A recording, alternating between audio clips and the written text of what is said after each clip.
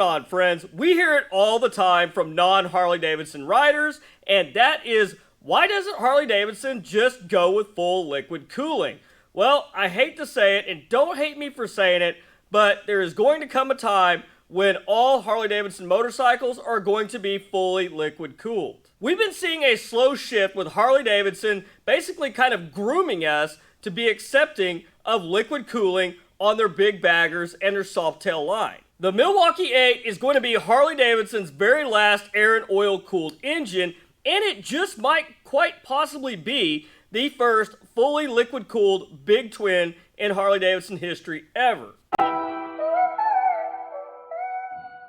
Harley-Davidson is in a really bad position when it comes to tightening emission standards, and since 2014, with the introduction of twin cooling, just liquid cooling the cylinder heads, Harley-Davidson has kind of started grooming us to be more accepting of liquid cooling on all the bikes. Now, there's no reason to panic just yet because Harley-Davidson is going to kick this can down the road as long as they possibly can, and with the introduction of variable valve timing, this is expected to trickle down into all the Milwaukee 8 engines in the Softail line, even into the regular touring line outside of the CVO, pretty much everything except the new Sportsters, which the new Sportsters, they already have variable valve timing. The problem is that variable valve timing and twin cooling, this is only going to buy time before the inevitable has to happen. Guys, please don't forget, if you enjoyed today's video, don't forget to hit that like button and consider subscribing to the channel if you haven't done so already. We're all aware that Harley-Davidson has tried liquid cooling in the past, with the most successful model being the V-Rod.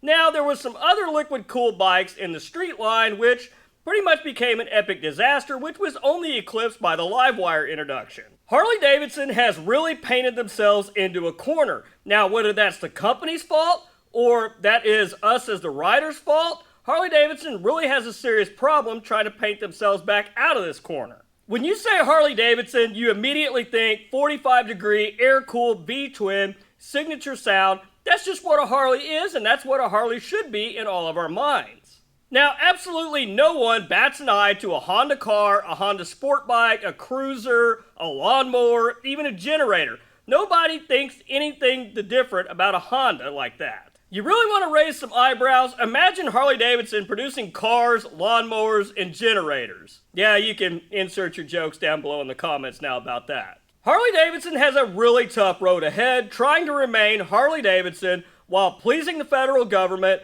not losing customers, and driving them into their used market for their air and oil-cooled bikes, but at the same time, they still got to move product out of the dealerships. They still got to sell new bikes. The Milwaukee 8, love it or hate it, this engine was designed and built with Harley-Davidson's future in mind. Now, it wasn't no surprise that we saw twin-cooled versions of this, but where we're seeing things start to shift is that the addition of variable valve timing, which is expected to trickle down, and then also that placement of the radiator on the new Street Glide and Road Glide. This is kind of interesting because now you don't have to get anything special to get twin cooling, it comes standard.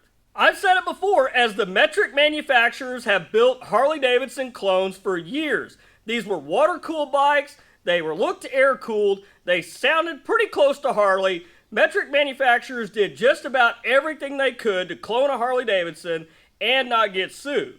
I personally feel like this is completely doable for Harley-Davidson. To make a liquid-cooled motorcycle that looks air-cooled, it'll still sound, look, and feel like the Harley-Davidson motorcycles we all know and love.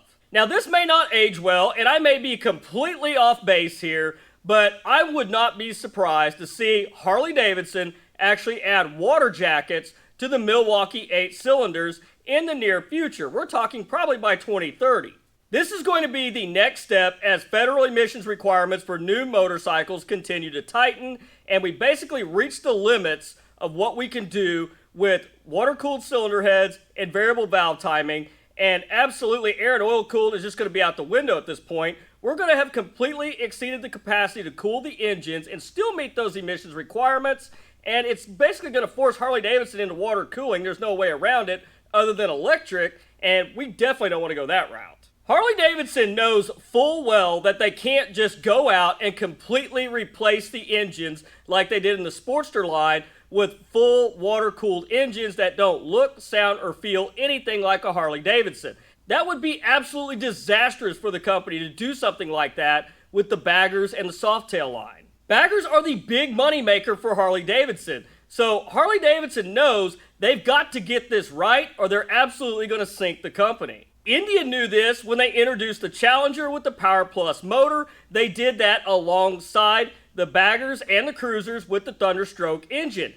Indian actually did a really good job of implementing that and not alienating everybody. I can't see Harley-Davidson actually making a larger version of the Revolution Max engine. What I can see Harley-Davidson doing is taking the Milwaukee 8, adding those water jackets to the cylinders, and then putting a tastefully well-designed and implemented radiator on the front. The bike's still going to look and feel like a Harley-Davidson. It's going to look air-cooled, but it's actually going to be fully water-cooled and even air-cooled as well because it will have the fins.